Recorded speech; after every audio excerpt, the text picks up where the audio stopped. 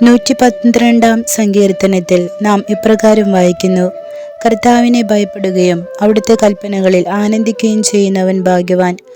അവന്റെ സന്തതി ഭൂമിയിൽ പ്രബലമാകും, അവന്റെ ഭവനം സമ്പദ് സമൃദ്ധമാകും.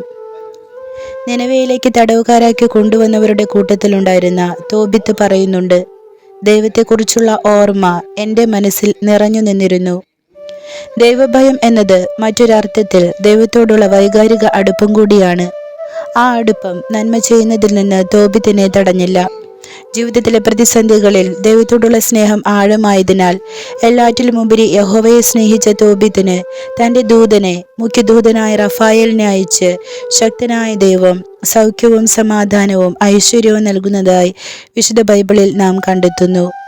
ഈശോയെ, നരകത്തിൽ പോകുമെന്ന ഭയത്തിൽ സ്വർഗത്തെ പ്രതി നന്മ ചെയ്യുന്നവരാകാതെ അങ്ങയോടുള്ള സ്നേഹത്താൽ നിറഞ്ഞ് ആ ബന്ധത്തിൽ നീതിയോടെ ചരിക്കുവാനും സ്വർഗത്തിൽ അങ്ങയോടൊത്ത് വാഴുവാനും എന്നെ അനുഗ്രഹിക്കണമേ.